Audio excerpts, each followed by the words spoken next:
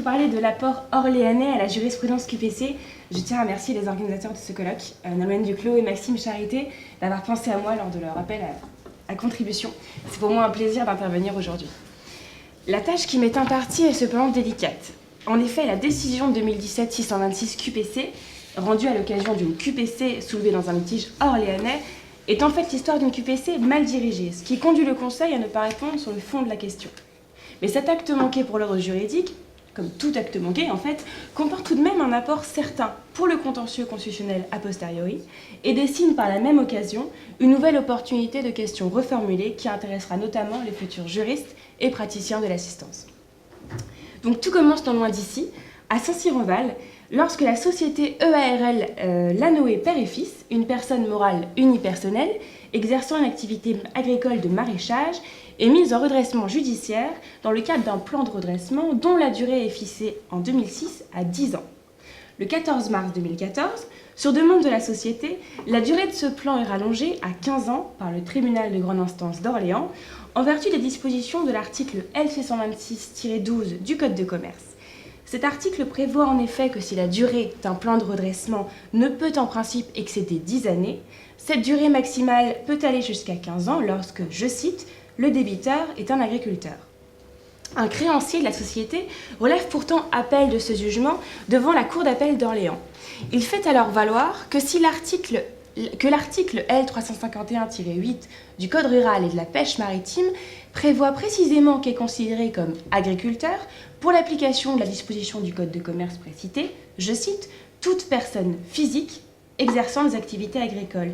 À ce titre, il conteste donc le fait que la société Lanoé, personne morale exerçant des activités agricoles, puisse bénéficier de la durée allongée de 15 ans. La Cour d'appel répond favorablement à ces arguments et refuse d'homologuer l'allongement de la durée du plan. La société forme alors un pourvoi en cassation contre cette décision et assortit ce pourvoi d'une QPC. Il était donc demandé au Conseil constitutionnel, dans l'intitulé de la question formée par la société, si l'article L351-8 du Code rural et de la pêche maritime, en tant qu'il instaurerait une différence de traitement injustifiée entre des personnes exerçant la même activité pour l'application de l'article L626 du Code de commerce, était conforme à la Constitution et notamment au principe d'égalité devant la loi dont dispose l'article 6 de la Déclaration des droits de l'homme et du citoyen. Pourtant, la principale question que s'est posée le Conseil afin de rendre sa décision était très différente. Le point juridique principal autour duquel se formèrent les débats n'était pas celui de savoir si inégalité de traitement injustifiée il y avait, mais bien par quelle disposition cette inégalité aurait été créée, et donc si la question posée était dirigée contre la bonne disposition. Ce point de droit est en effet capital, puisqu'il faut le rappeler, le Conseil est strictement tenu par l'énoncé de la question et ne peut rediriger lui-même une question qui serait pertinente sur le fond, mais malheureusement mal posée, mal dirigée. Le Conseil va alors estimer que la définition de l'agriculteur, dont dispose l'article L351-8 du Code rural et de la pêche maritime, je cite, ne crée en elle-même aucune différence de traitement entre les agriculteurs personnes physiques et les agriculteurs personnes morales. Il précise ensuite, je cite encore, la différence de traitement alléguée par la société requérante, à supposer qu'elle existe, ne pourrait résulter que de l'article L626-12 du Code de commerce, qui, lui, n'a pas été soumis au Conseil constitutionnel. Fin de citation.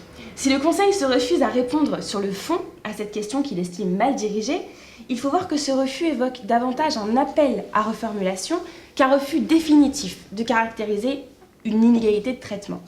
On essaiera donc dans un premier temps de voir pourquoi cette question a été à l'évidence mal posée, avant de voir quelles conclusions sur le fond on peut tout de même tirer de cette décision. La violation du principe d'égalité devant la loi est un moyen très souvent invoqué en QPC. Pourtant, son invocation peut se révéler particulièrement difficile, surtout comme c'était le cas en l'espèce, la différence de traitement alléguée résulte de la combinaison de plusieurs dispositions législatives. En ce domaine, le Conseil a déjà considérablement simplifié le travail des avocats et des requérants en précisant que dans certains cas, il acceptait d'être saisi indifféremment de l'une ou de l'autre des dispositions qui créeraient conjointement une inégalité de traitement, notamment dans le cas où deux dispositions créent deux règles particulières, décision 2015-523 QPC, ou bien encore quand la différence de traitement naît de la confrontation d'une règle générale à une exception. Décision 2016-582 QPC. Cependant, notre affaire était ici plus complexe, puisque l'inconstitutionnalité alléguée était susceptible de résulter de l'application d'une définition, celle du Code rural et de la pêche maritime, à une disposition, celle du Code de commerce, prévoyant une dérogation à une règle générale. Dans cette situation, l'avocat de la société Lanoé a considéré que la différence de traitement, si elle existait, prenait sa source dans le fait qu'une personne morale ne soit pas reconnue comme agriculteur pour l'application des dispositions du Code de commerce.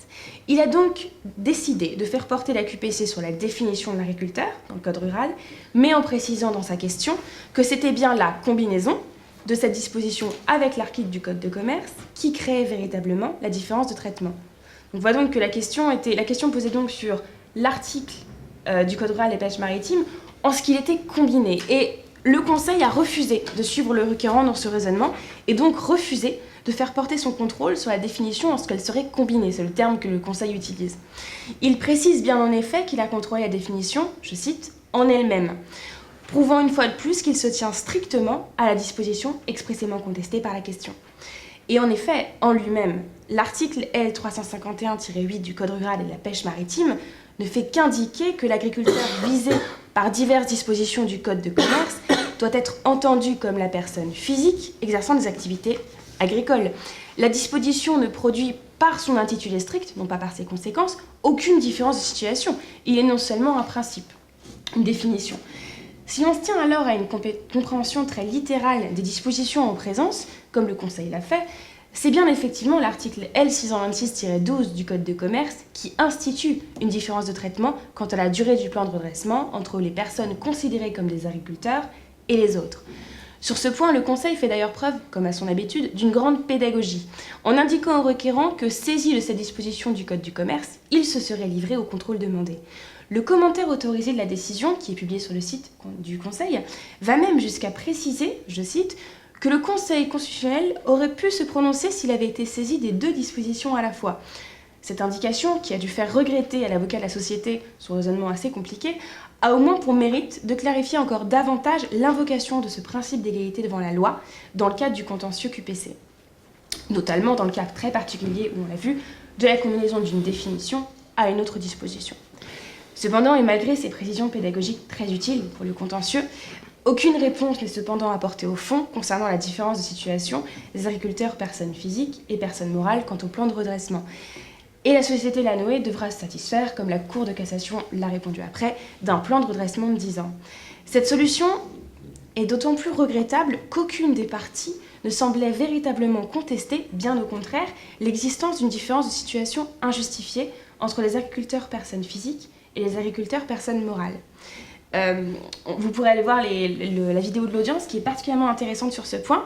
À l'audience, il fut relevé par le représentant du Premier ministre comme l'avocat en défense que les agriculteurs, qu'elles soient personnes physiques ou morales, sont confrontés aux mêmes aléas naturels notamment, ce qui justifierait une application unifiée d'une durée de 15 ans.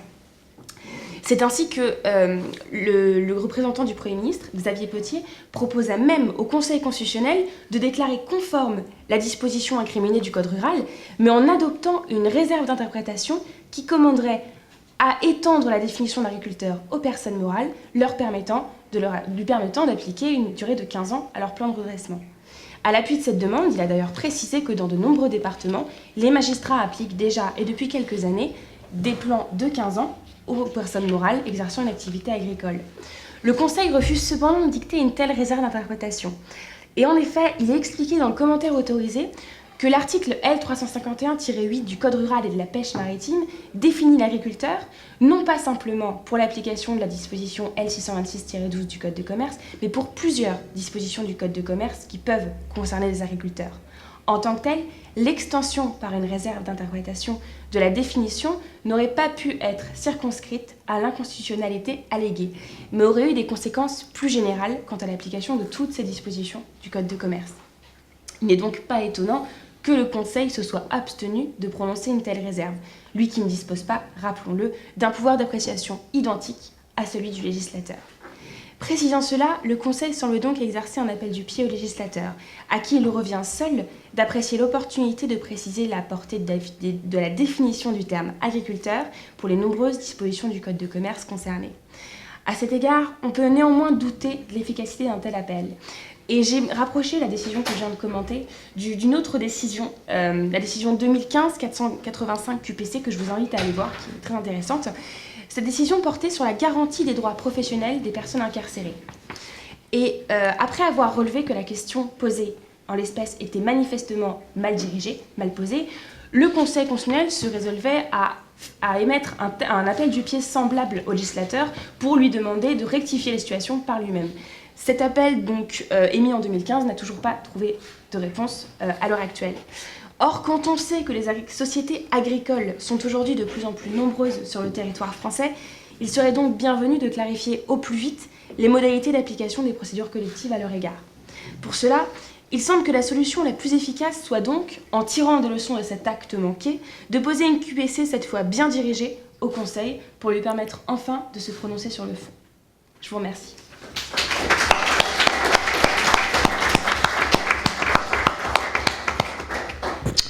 Oui, QPC. 3 initiales qui posent à chaque fois, ou qui sont susceptibles de poser à chaque fois 3 questions. Alors si on commence par la fin, dans quelle mesure y a-t-il une question véritablement de constitutionnalité? Il y a déjà quelques années, le Conseil constitutionnel avait été confronté à la question de savoir si la question de la répartition des compétences entre le pouvoir législatif et le pouvoir réglementaire soulevait une question intéressant les droits et libertés, bien sûr, au sens des dispositions constitutionnelles.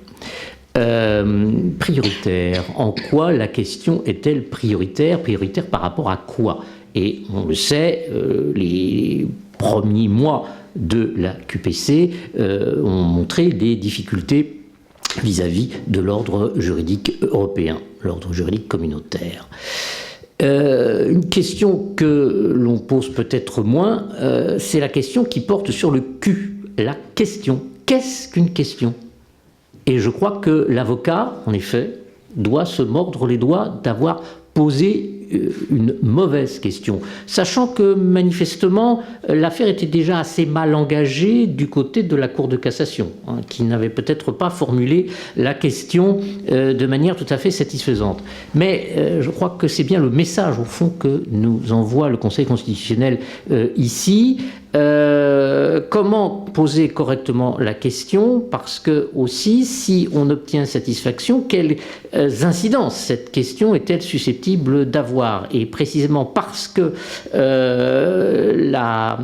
l'invalidation de la disposition, si elle avait été prononcée, aurait eu des incidences au fond beaucoup plus larges que l'objet de la question d'origine, c'est la raison pour laquelle le Conseil constitutionnel s'est refusé au fond à faire une réserve d'interprétation, à faire un effort qui aurait pu justement le conduire à examiner la question de fond, c'est-à-dire l'éventuelle méconnaissance du principe d'égalité. Écoutez, merci beaucoup en tout cas pour ce commentaire intéressant au fond sur les méthodes du Conseil constitutionnel ici.